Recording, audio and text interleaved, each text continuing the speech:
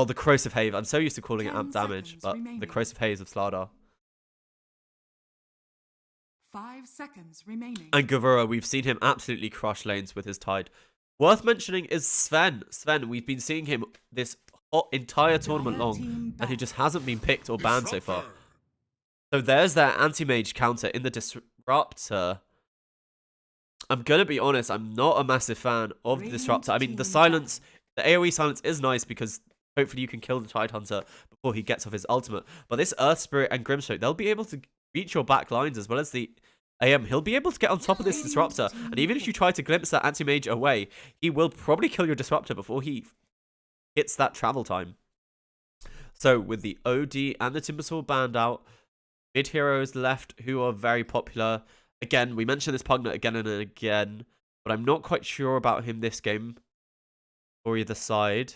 We've seen some leaners. You know what? We've even seen OP play Lone Druid. OP, it seems to be a very good mid laner. 5 seconds remaining. They banned OD, sadly. Yeah. So I'm curious what we see here. We've seen some Lina. Lina, a good follow-up stun for the Slardar. I mean, Tiny could always go mid and you could take another 4 position. But I don't really know who's... and you could take a Rubric. Yeah, you could send Tiny mid, take a Rubric for the side of IP Club. I think that's pretty cool. And that's a really good point, Mega Demonic. Huskar, not banned, not picked.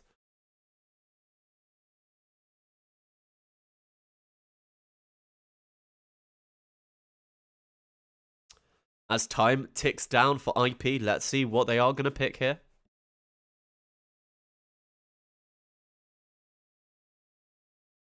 They're really taking time to think about this. And as they should be, their tournament life is on the line with this last pick. Their draft is looking, honestly, a bit more standard than last time. I don't see an Ursa. The only weird thing is the Disruptor. But, I mean, I understand it. You want that AoE silence versus the AM. And you want something that he's not able to use the counterspell on. Because Slardar will be able to go in. It's a nice AoE stun. He can't get away from it. And then you can just lay down the Static Storm and lay in right clicks to him.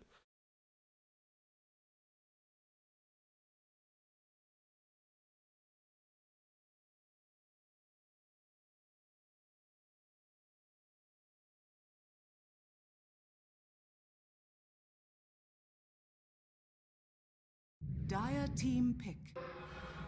Oh, yes. Yes, I got it right with the Rubik pick. So I think either you send Rubik mid or you send Tiny mid, depending on the pick of Deathbringer Gaming. They just needed even more lockdown and control for this AM.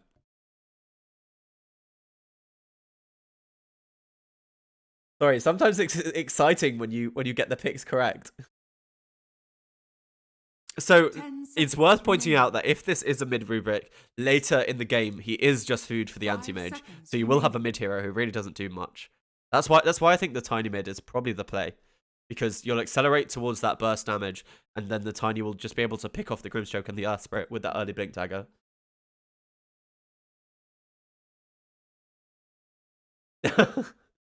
Yeah, go ahead, Samoski. You do you.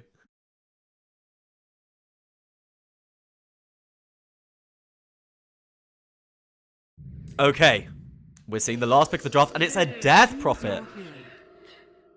Okay, that's really interesting. So, let's see if this is a mid rubric or not. They're not declaring... So, it's a mid tiny. So, I got the draft correct. I do like this. But this Death Prophet, you know, it's a good silence. Decent physical damage. I'm not sure... I mean, I think it lanes fairly evenly against the tiny because no matter how much damage you take, you can just get the Spirit Siphons off.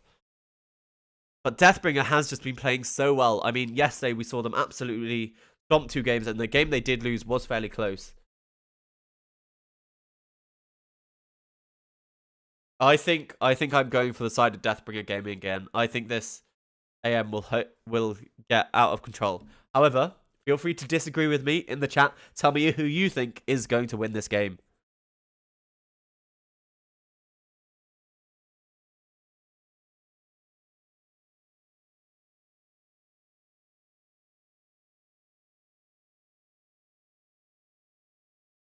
IP will lose. Slardar wins.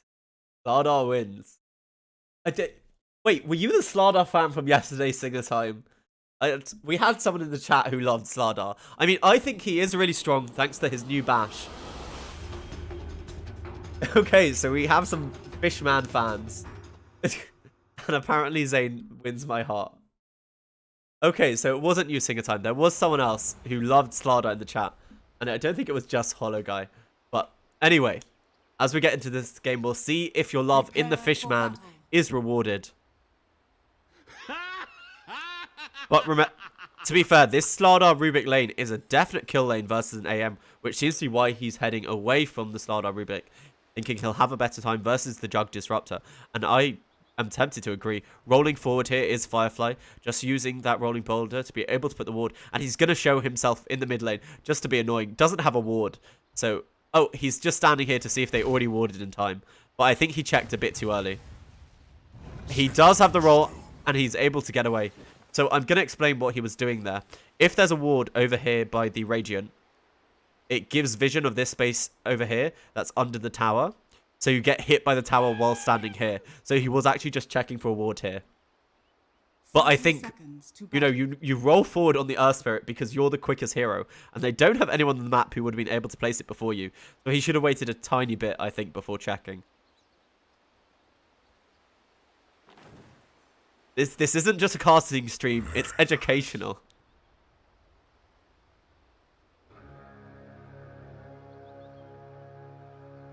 Okay, so it looks like they figured out what the lanes will happen. So they are going to match up this Slardar versus the AM. And he's actually taken Crush level 1. I think just to secure the rune, to be honest. And he's taking a lot of damage here on Karma. He hasn't leveled Blink yet. And now with Firefly, they're just trading hits. Oh, Firefly, interesting. Doesn't have the early Orb of Venom here for this Earth Spirit. So, IDC, it looks like they're swapping lanes. Wow, look at this. No one's committing to any of the lanes except for Royo and OP. Nice sentry here. If he's able to get that D-ward, he must see the ward now. Tosses forward, and he eats the tango. Nice play there by Royo. Knowing that the ward was there because he rolled forward so quickly here on Firefly. You're watching. And look at this. AM and IDC, they still haven't gone to lane. They just want to commit for the right lines, and they tip each other. Very nice play by Karma there. They just want their right lane matchups, so they're just doing this swap. You'll notice none of the offlaners have gone to lane, and none of the safe laners have gone to lane. This is absolutely insane. Just letting the supports have a free time farming. This is absolutely hilarious. So finally, IDC, he's committing to this bottom lane, whatever happens, and then they are putting the AM versus this Juggernaut. They just don't want AM versus this Slardar, realizing it'd be a very tough time for them. And cutting the wave here is Firefly, or at least pulling the wave, to be honest. Cutting to the wrong technical term. And OP's Death Prophet, he's doing really well in this mid lane, even versus that tree toss. The tree grab, extra bonus damage, but eating that massive nuke here is Marlin. Worth pointing out that Thunderstrike is one of the best nukes in the game at the early levels.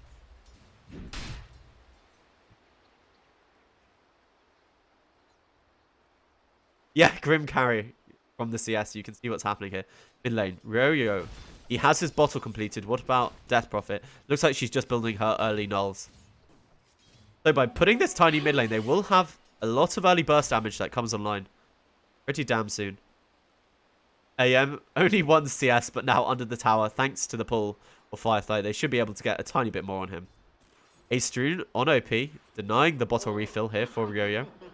And in this top lane, are they able to make anything happen here with them? Doesn't seem quite like it.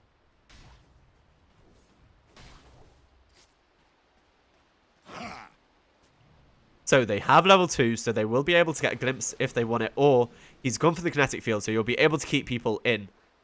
They're not trapped in here with me. They're trapped in here with you. What he's going to be saying on that Slardar. And Firefly, he's just doing this again. He's going to pull this wave every time, but it looks like HY is wise to his antics.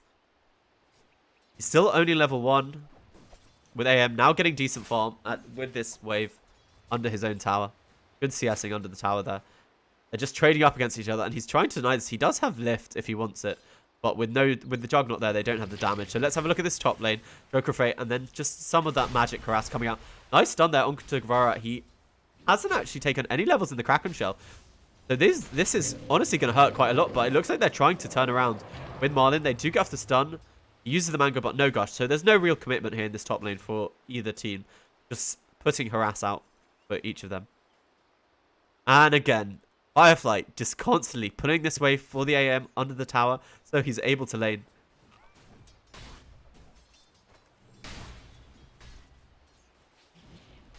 I'm very surprised at the no levels in Kraken Shell, but I think he's saving it just in case they can finish off a kill with that gush.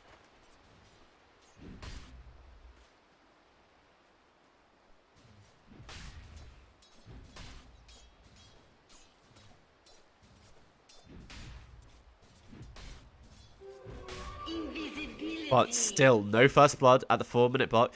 Death Prophet is invis, but they know he must have a sentry in the mid lane. He's just denying that bottle refill from Ryo because he was busy actually farming. And are they trying to make something happen here? It looks like not. They're just stopping the pull of the wave there that happened by the Grimstroke. How is our Death Prophet doing? 2 nulls, and it looks like she is building her own set of phase boots. But the CS now in advantage of this Tiny. Dire's structures are fortified. They have managed to get a pull off, but Kama, he's just going to be fine laning. He does have level 3 now, so I think he's going to be just fine. Able to get away from most things with that blink. And here, they've managed to catch up this tide. They haven't used the kinetic field yet, so they're not able to trap him in. And he has put 2 points.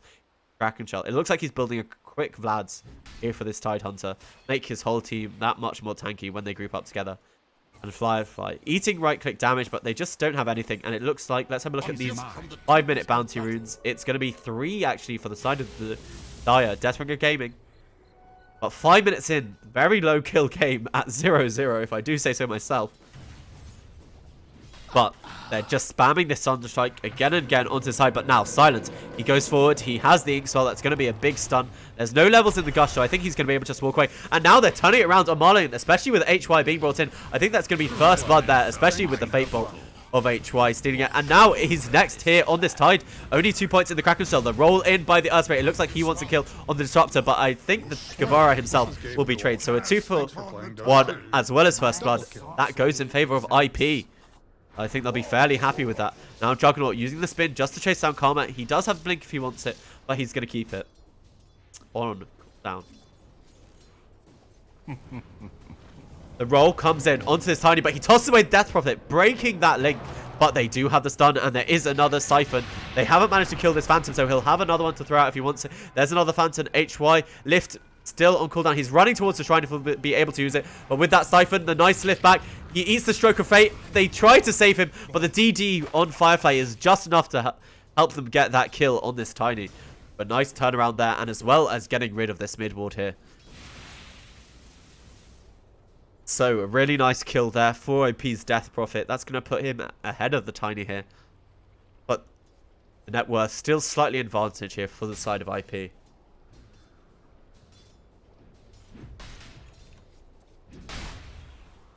Just using his spells. Every time, you'll see, every time he has a third bash, he's going to use it. He'll try to use it here just to get that extra damage. And it amps up so much. Look at that. At level 4, 225 bonus damage every time you hit a bash.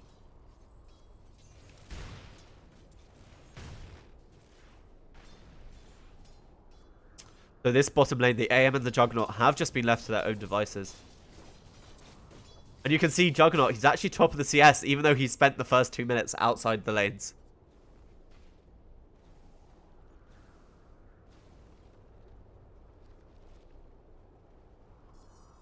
HY is sitting behind this Tiny if they want to make something happen, but it looks like with the smoke here, are they going to wrap around or are they going towards the Juggernaut? Just getting in a deep ward, and now they're heading towards the mid lane. But HY is sitting here, and he'll be able to break their smoke, and they do have the ward here. If he goes slightly further this way, break the smoke. They have smoke. They have scanned them out, so they know what's happening. They see this deep ward, and Death Prophet, with the first use of the Exorcism, is level 7, just diving the tower. And I think they're probably going to kill HY, but actually the Omni Stash of the Juggernaut, as well as the spin afterwards, I think will be enough, at least to kill Marlin. But they do manage to kill HY. Marlin dying on the backline. Do they have Glimpse? They do have Glimpse, but it's not able to latch on. It's only level 1, and OP is going to be able to escape, and the Avalanche not quite connecting there on Firefly. So a rotation in from the Juggernaut, and only a kill on this Grimstroke. So a 1-for-1 trade, but with more rotations coming in from the side of IP, I think that actually favors Radiant's bottom Deathbringer tower Gaming, is under and that attack. every time he has a bash being used onto Garura.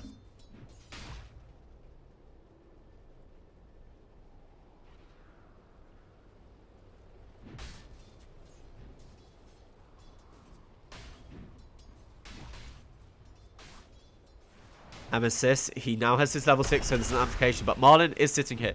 They have Ravage, but they don't have a point in it, but that is the spare point when whatever Tide wants. He's saving it if he needs it. So we are coming up to the 9-minute mark, so I think we'll have a quick look at the net worth. And you can see this Juggernaut, even after sitting out of lanes, is the net worth leader so far. And Nemesis is louder, he's doing well. He's TPing mid lane. He only has phase boots. Are they going to be able to make anything happen? Yes, the toss forward into stun. Instant Spirit Siphon, but so much damage taking out thanks to that amplified of damage. And one more tree with the throw. Thanks to the amplification, they do that to kill. A nice Ravage here from Gavora. It looks like with the rotation in, they're going to be able to kill HY, but are they able to kill Rio? He'll be the really big kill if you want him. And the stun actually does land onto him. HY, it looks like he's going to die, but they're going to trade for Marlin thanks to the rotation in from TBC, catching him in with that statics field. So a 3-for-2 and getting the kill on the Death Prophet and Ravage wasted. Things going the side of IP, at least from that fight.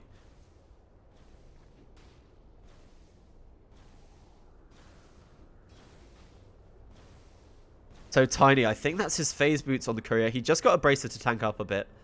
And then we will see a Blink Dagger fairly soon.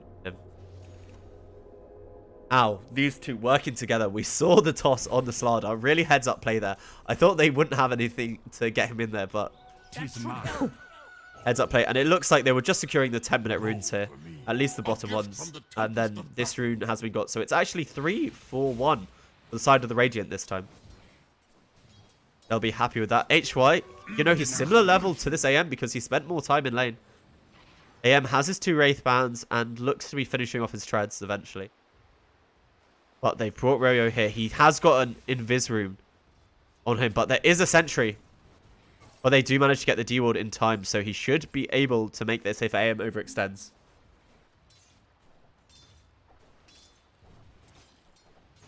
Samoski, have a nice drive home.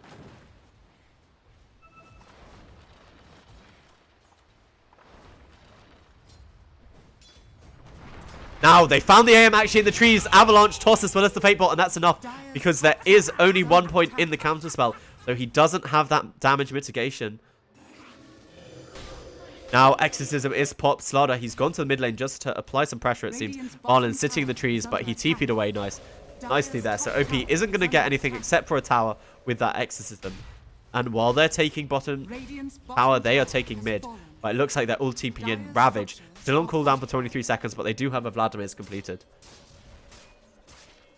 Dire's top tower is under attack. The Exorcism is waning. So after it, they might think about fighting, actually, into this Death Prophet. Firefly getting some levels and some farm in this bottom lane. Top tower has Looks like he's completed at least 1 bracer to be tanky, and Royo, with his rotation, has taken a top tier 1 tower. They're just going to try and hopefully shut down the space where Karma can farm for them. And with his completed treads, Battle Fury next on his agenda. It will probably be fairly slow due to his rough laning phase. I think it might be an 18-minute Battle Fury.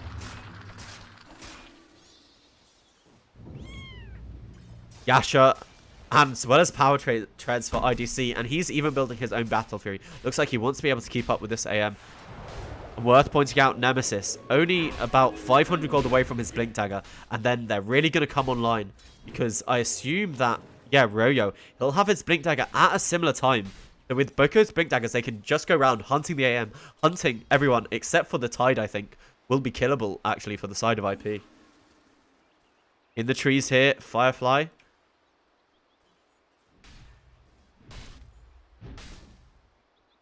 But they don't see him. They realize that camp's going to be farmed here, but OP again hiding in the trees. But they're not able to catch anything. They now see Firefly. I think Firefly, he's probably going to be dead. He's going to try and roll away. But with the lift as well as the stun, there's the bash. So much damage here coming out from that Corrosive Haze bash.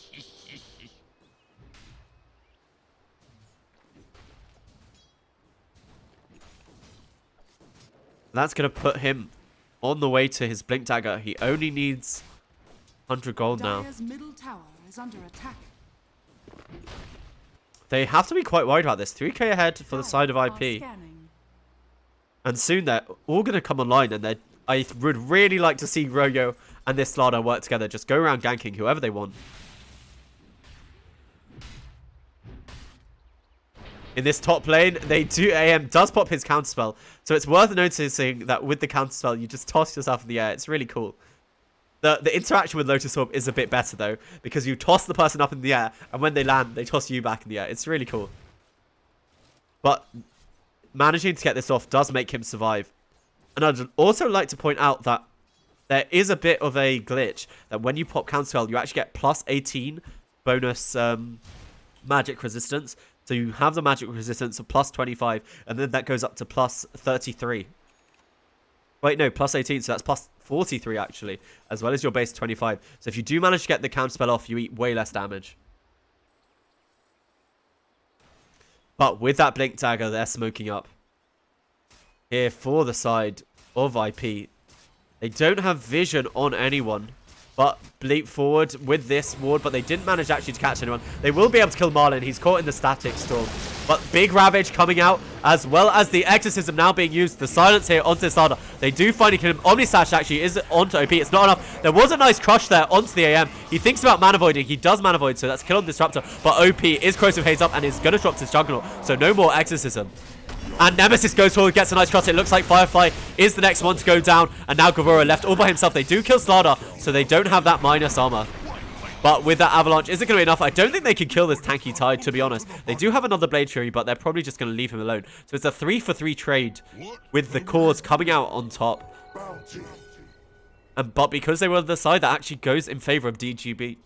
Deathbringer Gaming. But I would like to say, with Exorcism use, with Ravage use, they should honestly just look to make another fight happen here for the side of IP. And then that will put them firmly in the lead. And he's actually trying to chase forward here on HY, but you're not going to catch him. He does have the Ether Lens, actually, so if you look at the range of that level 1 telekinesis, it's really quite massive.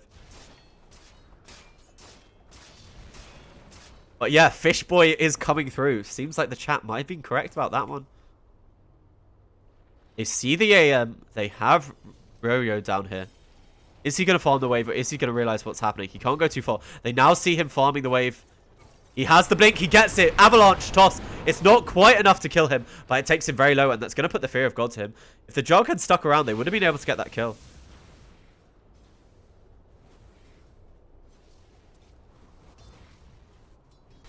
Fishman Nemesis now building his lads. I like the fact that he built his Blink Dagger before Vladimir's, because they really just need this catch and initiation to hopefully pressure the AM. Let's have a look how our Disruptor is doing. Has 4 points in the glimpse. And HY, the long-range steal of the Stroke of Fate. That's great on a Rubik. Fate Bolt plus Stroke of Fate. That's a massive nuke. Look at that. 300 is its base damage plus 320. That's a 600 nuke. But remember, he also has 2 in the Arcane Supremacy. So that's an absolutely massive nuke. So that's 620 amped by 18%. Let's just call it around 20. It's just so large. It's about a 700 damage nuke, if not 30 more. And they do kill the AM. He didn't go to heal. Avalanche toss. We talked about this before. Just having the burst into this AM. And the tip even comes up from Nemesis.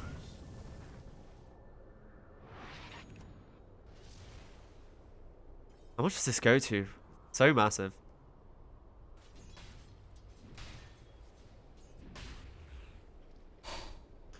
Nemesis. Vlad's will be completed in 400 gold, and they might look to go again. Finally, he went back to base to get mana, and he's even building his Echo Saber, so they're going to have even more burst damage. And remember, that burst part there is physical, so that'll be amped up if they manage to get a nice Corrosive Haze.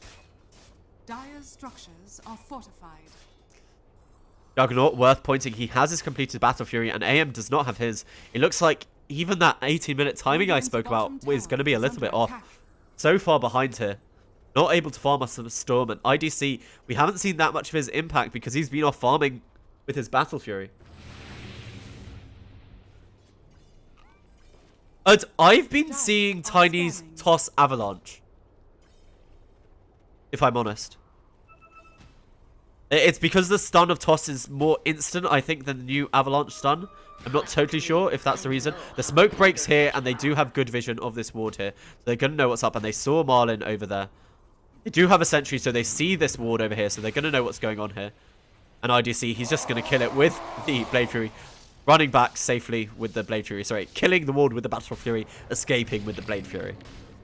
And both teams have most of their 5-man, but it looks like Royo, he doesn't want to get caught up in that. He's more interested in his farm game, and so is the Anti-Mage. He's 800 gold away from his Battle Fury. It's going to be at 19 minutes, it looks like. That's a very, very slow Battle Fury. Reminds me of my 2K pubs.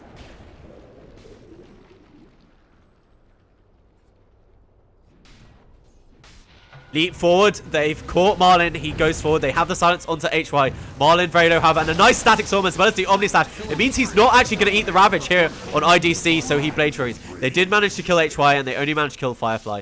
So I think that's an easy trade. And Royo, he actually misses the high ground, so they're not going to be able to toss anyone back.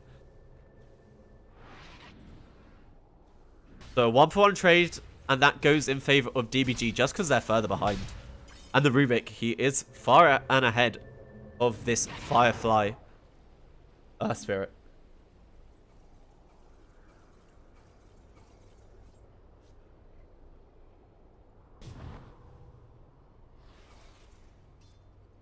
And Karma just... Oh my goodness, he's amplified by both of them, and he instantly goes down!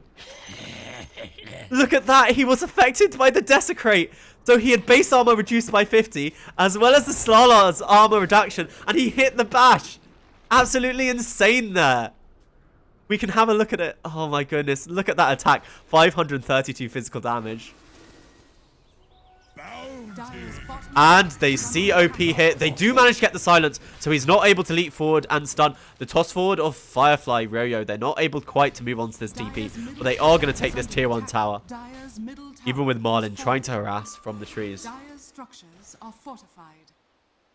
So AM, still no Battle Fury. Needs 150 gold. We're 20 minutes in, no AM Battle Fury. And let's see how our friendly neighborhood Juggernaut is doing. He has his Manta Style on the courier, and Basher is next in his future. Just looking for more control. Leap forward, they get the Stardust on as well as the lift. And with the Avalanche, that's a dead Firefly. They, however, do use the Grimstroke ulti. They've got the double silence, and Gavura, he doesn't have Ravage for 40 seconds, and he's actually silenced by the Storm of HY. So this Exorcism, are they going to be able to get anything off it? It looks like not. And remember, they're really low. Nemesis goes in with the double crush again, but they're surging forward OP. But now IDC's here. He has Omni Slash if he wants to use it after this win, and I wouldn't doubt if he does. Actually, yes, Omni Slash, and it goes on to Marlin after killing that Death Prophet. And now you're all by yourself here on Tidehunter. Gavura, he's going down to the right clicks. This Juggernaut, a triple kill for IDC.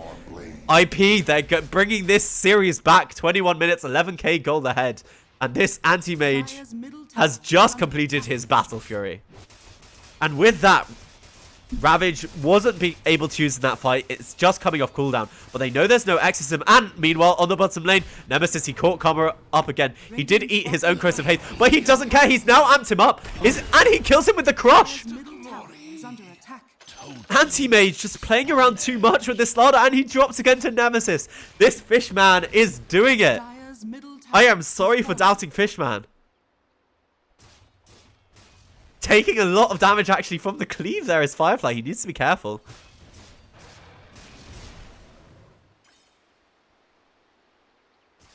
They see a double damage rune. You see the glimmer in the eyes of IGC saying, I want that.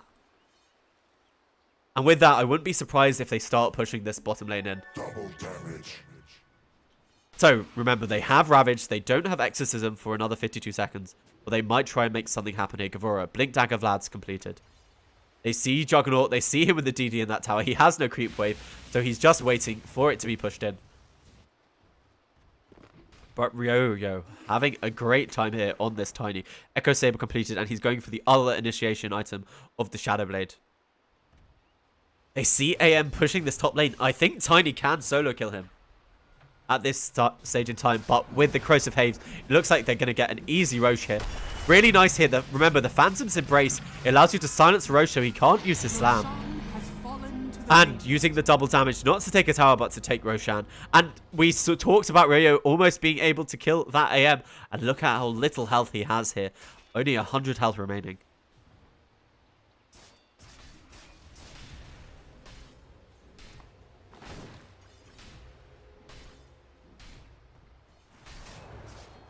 Nemesis, Blink Stag of Adverts. I wouldn't be surprised if he goes for his own AC or Echo Saber here on this Nemesis Slardar. And look, he's got his bash primed up and he's saving it for whenever they see anyone. This is the really pro play. You get the 3 hits, you're ready to go in, you get the stun, you get the Corrosive Haze, and then you get off that massive hit of the... And remember, he's also taken the damage, so that's 300 bash damage. It's an absolutely insane combo here on this Slardar. Dire's top tower is under attack.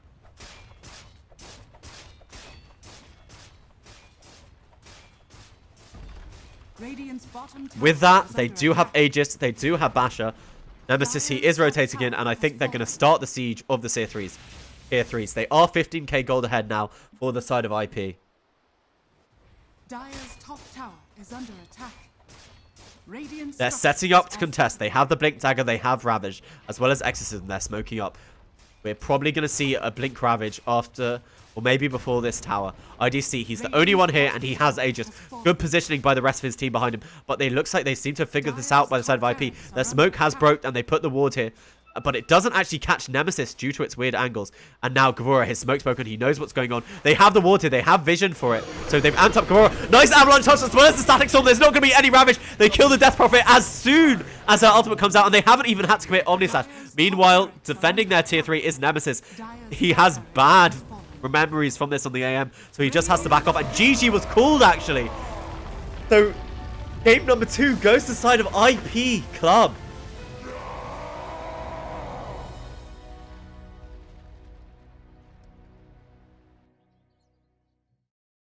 Wow, what a series so far. IP, they just took the early game lead, as you can see, and they never let up. This Fishman of Nemesis, he has to be my MVP. He killed Kama so many times, as well as Ryo. They played really well here for the side of IP Club. So I'm really looking forward to our 3rd game in this series.